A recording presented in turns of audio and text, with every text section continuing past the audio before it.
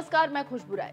इसी साल 4 राज्यों में विधानसभा चुनाव होने वाले हैं और बीजेपी डरी हुई है। ऐसा इसलिए कहा जा रहा है क्योंकि सबसे पहले तो उम्मीद ये थी कि चारों राज्यों के विधानसभा चुनाव की तारीखों का ऐलान एक बार में ही हो जाएगा, लेकिन ऐसा हुआ नहीं। 2 राज्य यानी कि हरियाणा और जम्मू कश्मीर में चुनावी तारीख का ऐलान कर दिया गया। वहीं महाराष्ट्र और झारखंड में विधानसभा चुनाव की तारीखों का ऐलान अभी नहीं हुआ है, जिसके बाद विपक्ष ने कहना शुरू कर दिया है कि बीजेपी लोकसभा चुनाव के नतीजों से डर गई है, इसलिए अभी इन राज्यों में चुनावी तारीख का ऐलान नहीं हुआ। वहीं जिन राज्यों में चुनावी तारीखों का ऐलान कर दिया गया है, वहां भी बीजेपी डरी हुई है। इसका अंदाजा इसी बात से लगाया जा सकता है कि अभी कंगना ने हाल ही में एक इंटरव्यू में किसान पर विवादित बयान दे दिया था, जिसके बाद विपक्ष ने बीजेपी को घेरना शुरू किया और कह दिया कि इसका जवाब हरियाणा चुनाव में वहां की जनता उन्हें देगी। जब विपक्ष को लगा कि कंगना का बयान उन्हें बैकफायर कर सकता है, तो फौरन बीजेपी ने कंगना से खुद को दूर कर लिया और कह दिया कि कंगना जो कुछ बोल रही है वो उनका व्यक्तिगत बयान है, पार्टी का उस बयान से कोई लेना देना नहीं। इसके अलावा बीजेपी ने सोमवार को जम्मू कश्मीर विधानसभा चुनाव के लिए अपने 44 उम्मीदवारों की लिस्ट को जारी कर दिया, लेकिन 1 घंटे के अंदर उन नामों को वापस ले लिया। इन घटनाओं को देखकर यही लगता है कि बीजेपी फिलहाल कंफ्यूज है, उसे समझ नहीं आ रहा कि क्या किया जाए और इसलिए कहा जा रहा है कि बीजेपी डरी हुई है, इसलिए इस तरह के फैसले ले रही है। चलिए अब थोड़ा डिटेल से समझते हैं कि जम्मू कश्मीर में बीजेपी को क्यों डर लग रहा है।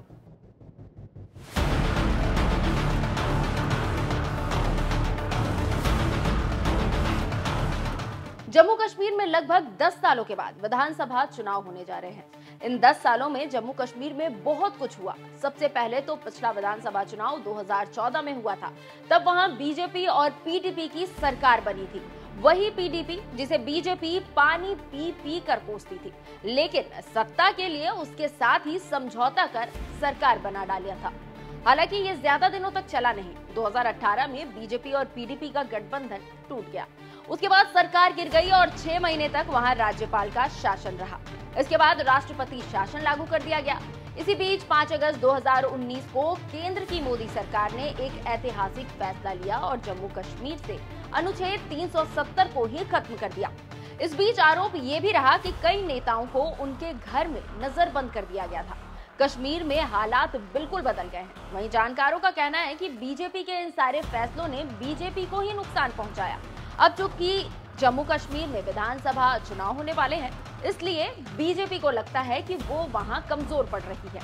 इसलिए बीजेपी ने अलग चुनावी रणनीति बनानी शुरू कर दी है। जो बीजेपी लोकसभा चुनाव हो या फिर विधानसभा चुनाव कभी मुस्लिमों को टिकट नहीं देती थी और अब तक इक्का दुक्का मुस्लिमों को ही टिकट दिया होगा, जिसे आप उंगलियों पर गिन सकते हैं। इसके अलावा केंद्र के कैबिनेट में भी एक भी मुस्लिम मंत्री नहीं है।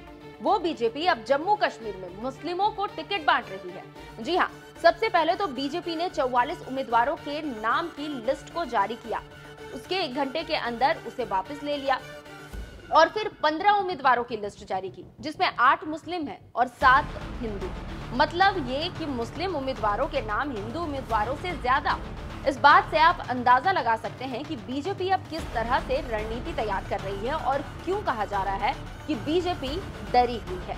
वैसे आपको क्या लगता है? हमें कमेंट कर जरूर बताएं। नमस्कार।